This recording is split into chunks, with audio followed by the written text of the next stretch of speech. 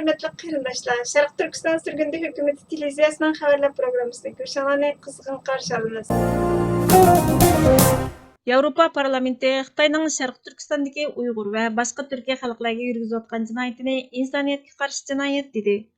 Sharq Turkiston Surgundi hukumatining 9-iyun kuni bu haqda e'lon qilgan axborotini diqqatingizga sunamiz. Sharq Turkistonliklar Yevropa parlamentining Xitoyning Sharq Turkistondagi jinoyatini insoniyatga qarshi jinoyat deb e'tirof qilganligini olqishlaydi.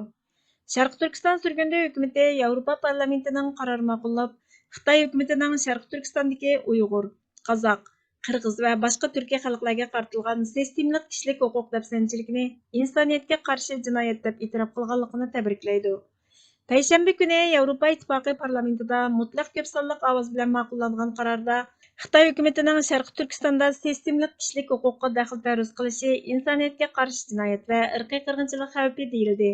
Sharq Turkiston Surgundi hukumatining Yevropa Ittifoqi vakili doktor Mamtimin Ali apandi biz Yevropa Ittifoqining insoniyatga qarshi turish jinoyatini e'tirof qilganligiga minnatdorlik bildirish bilan bir vaqtda Yevropa parlamentining Xitoyning Sharq Turkistonda elib berayotgan irqiy qirg'inchilikni to'liq e'tirof qila olmaganligidan qattiq umidsizlandik.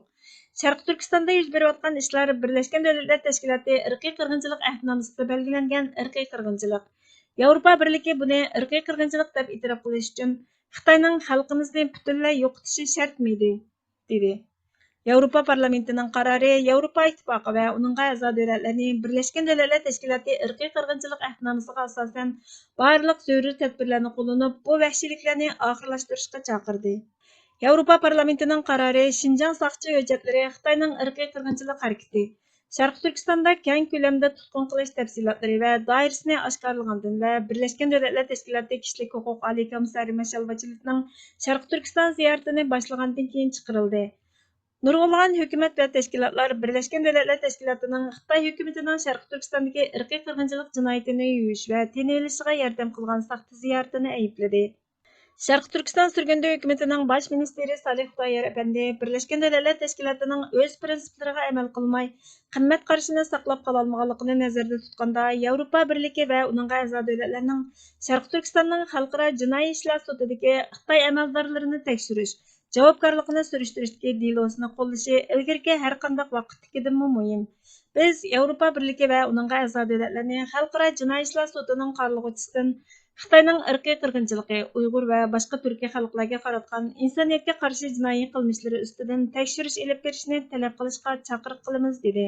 Sharq Turkiston Surgundi hukumati yana Yevropa Ittifoqi parlamentining majburiy emgak orqali ishlab chiqarilgan barliq mahsulotlarning Yevropa Ittifoqiga import qilinishini cheklaydigan yana bir qaror ma'qullaganligini olqishladi.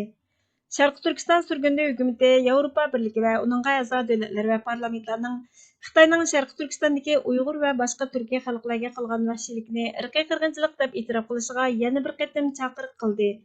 Sharq Turkiston Surgundi hukumati yana Yevropa Birligini Birleşken Devletler Teşkilatı irqiy qirg'inchilik ahdnomasidagi qo'g'dash mas'uliyatini ado qilib, Sharq Turkistonda yuz bergan 21-asrdagi cho'ng qirg'inchilikqa o'xshash irqiy qirg'inchilikni to'xtatishga yordam berishga chaqirdi. Sharq Turkiston Surgundi hukumati erkin dunyodagi barliq hukumatlarni Sharq Turkistonni ishg'ol qilingan davlat deb e'tirof qilish orqali Sharq Turkistonliklarning sirtqi o'z taqdirini o'zi belgilash huquqini to'lishga va qo'llashga chaqirdi. Sharq Turkiston Surgundi hukumati Sharq Turkistonning mustaqilligini asliga keltirishning Xitoyning Sharq Turkistondagi mustamlikachilik, irqiy qirg'inchilik va ishg'oliyat harakatini oxirlashtirib, Uyg'ur va boshqa turk xalqlarining erkinligi, kishilik huquqi va mavjudligiga kafolatlik qilishdagi birdan-bir chorasi ekanligiga qat'iy ishonadi. Insonga iymondan keyin lozim bo'ladigan hur vatandir. Vatanni qo'g'dash, vatanning mustaqilligini qo'lga keltirish zarur bo'lgan mas'uliyatdir, omonatdir. Vatan olgan nafasdir. Vatanparvarlik g'ururning yuksak pallasidir. Vatanparvarlik durustlik demakdir. Vatanparvarlik dushmanning oldida shirdek hurkirmak demakdir. Vatanparvarlik dunyo maishatlaridan voz kechish demakdir. Vatanparvarlik kollektiv manfaatini shaxsiy manfaatdan ustun ko'rish demakdir. Vatanparvarlik durustlik demakdir. Vatanparvarlik yuraklik bo'lish demakdir. Vatanparvarlik Allohga tavakkul qilish demakdir. Vatanparvarlik o'limga yugurish demakdir. Vatanparvarlik iymonning kuchini ko'rsatish demakdir. Hörmətli görürmənlər, xəbərlərimizni kökünə alay üçün köp rəhmət. Kelar qitimqi programmamizda ko'rishguncha Allohga omonat bo'lg'aysizlar.